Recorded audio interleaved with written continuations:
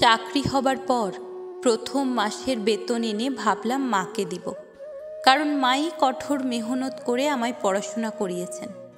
বাবা সেই শুরু থেকেই বাধা দিতেন, বলতেন তার সঙ্গে রাজমিস্ত্রির কাজ করতে, এতে করে দুটো পয়সা বেশি আসবে ঘরে, নিজেদের উন্নতি হবে। সবাই তো আর সমান বোঝে না। বাবা হয়তো কাজের বিনিময়ে উপস্থিত কটা টাকা বেশি ঘরে আসবে এই স্বপ্নই দেখেছিলেন, কিন্তু মা স্বপ্ন দেখেছিলেন আকাশ সমান। তিনি বাবার অমতে গিয়ে আমায় স্কুলে দিলেন।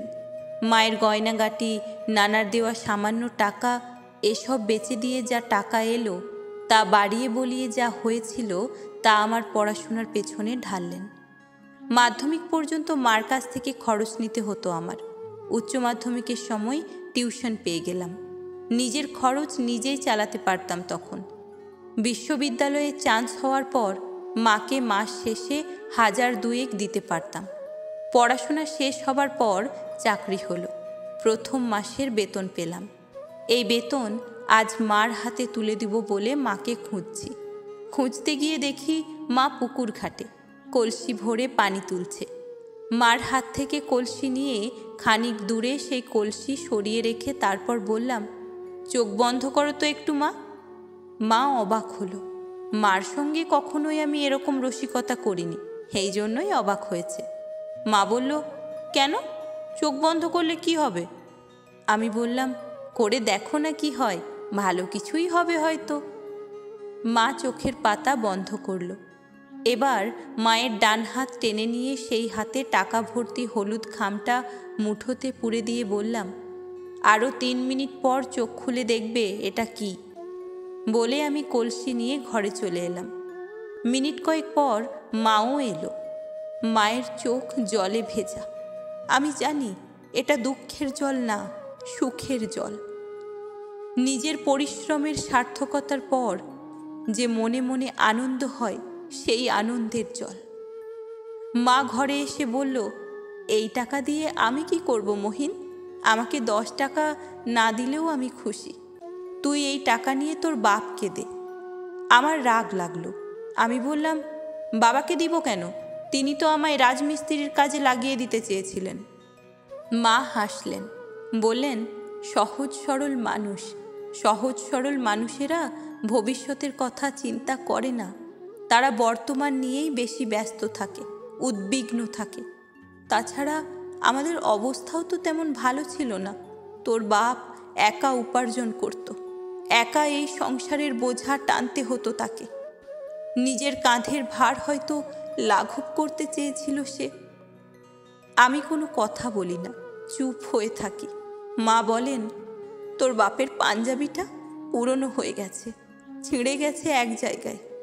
নিচের স্যান্ডো গেঞ্জিটা তো জালের মতো ছোট ছোট ছিদ্র হয়ে গেছে। একজোড়া ভালো জুতো নাই। তোর বাপ নিজের জন্য কিছুই করেনি।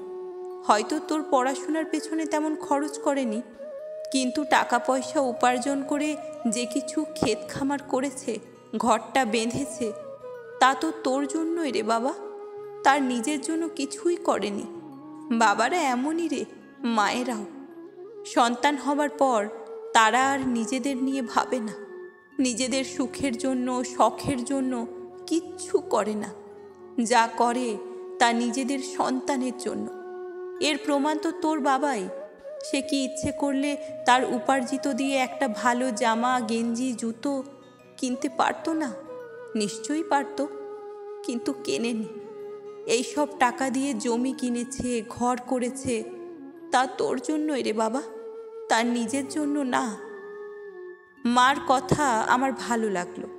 আমি জানি আমার মা কতটা জ্ঞানী, কতটা স্বার্থহীন। এমন লক্ষ্মী মায়ের দিকে তাকিয়ে থাকলেও মন ভরে যায়, মনে শান্তি আসে। আমি দীর্ঘ সময় ধরে মার মুখের দিকে তাকিয়ে রইলাম। বয়সে, চিন্তায় এই মুখ ফ্যাকাশে হয়ে গিয়েছে, কিন্তু মায়া আর মমতায় আজও এই মুখ উজ্জ্বল, লাবণ্যময়। সেদিন বিকেলেই আমি বাবাকে বললাম, বাবা, তোমার একটু সময় হবে? তোমাকে নিয়ে আমি বাজারে যেতে চাইছিলাম একটু। আমার চাকরি হবার পর থেকেই বাবা আমায় অন্যরকম চোখে দেখে, পছন্দ করে, আমায় গুরুত্ব দেয়। বাবা না করলেন না, তখনই বললেন, এখন যাবি? আমি বললাম, হ্যাঁ। বাবা বললেন, আচ্ছা। ঘরে গিয়ে বাবা ঘিয়ে রঙা পুরনো পাঞ্জাবি পরলেন, অনেক দিন না কাটা চুল আঁচড়ে এলেন, পুরনো স্যান্ডেল তার পায়ে, এক জায়গায় সেলাই করা, ছিঁড়ে গিয়েছিল সম্ভবত। বাবাকে নিয়ে অটো করে বাজারে গেলাম। তারপর প্রথমেই সেলুনে গিয়ে বাবার চুল কাটালাম। মার্কেটে নিয়ে গেলাম। বাবার জন্য যখন কাপড় বের করি তখন বাবা জোর জবরদস্তি করেন, কিনতে বারণ করেন, বলেন, আরে আমার তো আছে, শুধু শুধু কেন টাকা খরচ করবি? যখন কাপড় থাকবে না তখন কিনে দিস। আমি বাবার কথা শুনি না। পাঞ্জাবি কিনে দিই দুটো, একটা ফতুয়া কিনি, লুঙ্গি কিনি, জুতো কিনি 2 জোড়া, 1 জোড়া স্যান্ডেল, 1 জোড়া চামড়া। তারপর বাকি সব টাকা বাবার হাতে তুলে দিই। বলি, বাবা, আমার চাকরির প্রথম মাসের বেতন, কেনাকাটা করে এগুলো অবশিষ্ট আছে। বাকি টাকাগুলো কাঁপা কাঁপা হাতে নেন।